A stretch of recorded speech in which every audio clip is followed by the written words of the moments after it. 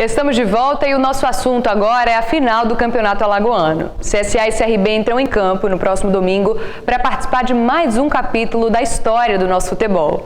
E nós convidamos dois torcedores ilustres e o diretor do Museu dos Esportes para falar desse jogo que continua apaixonando as multidões.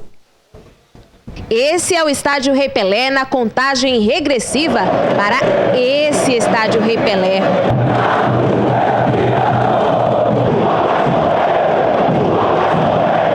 Dia de clássico é assim, e dia de clássico entre CSA e CRB, na final do campeonato, não tem jeito. Torcedor fica rouco de gritar e cantar. Cada lance é uma emoção. E se o time faz gol, ganha o jogo e levanta a taça, é emoção e comemoração sem hora para acabar. E olha, dá para quase perder as contas de quantas vezes a bola rolou nesse confronto. É muita história para contar. Quem foi escalado para entrar em campo e contar um pouquinho das curiosidades históricas deste embate dos gigantes de Alagoas foi Lautinei Perdigão, diretor do Museu do Esporte do Rei Pelé. E se tem CRB e CSA em campo, tem rivalidade nas arquibancadas. Lautinei relembra como os torcedores acompanhavam os times antigamente, da provocação sadia entre as torcidas. A torcida se renovou. Mas o entusiasmo, aquele fanatismo, tudo isso continua até hoje. Então, antigamente, é claro, Mutange de Pajuçara, campos mais acanhados, vamos dizer assim, estádios relativamente pequenos para os dias de hoje, mas a gente tinha a coisa boa de ter equipes, CSA e CRB, com jogadores nossos. Jogadores de CSA e CRB que jogavam à tarde no Mutange da Pajuçara, independente de qualquer que fosse o resultado, de noite eles estavam na Fênix, estavam no CRB, estavam no iate, para as festas de fim de semana que normalmente existia naquela época. Essas bolas aí na mão do Lautinei carregam muita história do clássico. Essa é histórica, de 1939, quando o CRB aplicou o maior placar de todos os confrontos até hoje, 6-0. A bola ganhou até nome, Sofia. Existia um centroavante no CRB chamado Arlindo.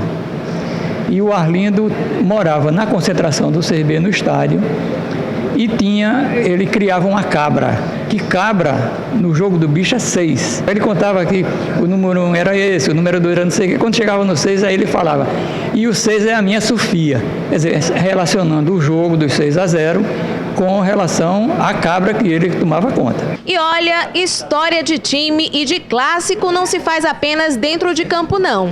Torcedor é a peça fundamental. E esses torcedores ilustres que vieram ter um bate-bola com a gente carregam boas histórias. O Omar Coelho, advogado e ex-presidente da OAB Alagoas, diz que já nasceu azulino. Eu acho que quando eu nasci, a primeira fralda devia ser azul, né?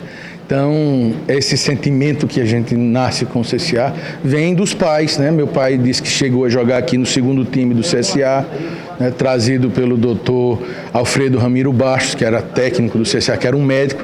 Naquela época, né, a sociedade participava efetivamente, né?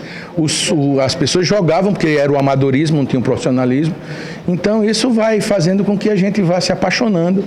E é um amor que realmente não tem tamanho. Dilmar Camerino é ex-procurador de justiça, mais de 50 anos torcendo pelo Galo, do tipo de torcedor que não abandona na crise, entra até em campo se for preciso. Um dia recebi um convite do Toroca e fui jogar voleibol no CRB. E lá eu fui desenvolvendo um ciclo de amizade muito grande, frequentando tudo no clube, sendo sempre prestigiado. E, de repente, num determinado momento da história, eu me vi como preparador físico do CRB, porque não podiam pagar um preparador. Eu, na época, tinha um curso de educação física e o CRB ia entrar no campeonato nacional. Os ilustres torcedores avaliaram o primeiro jogo da final. CSA vinha fazendo uma excelente campanha, mas no primeiro jogo da final, deu Galo.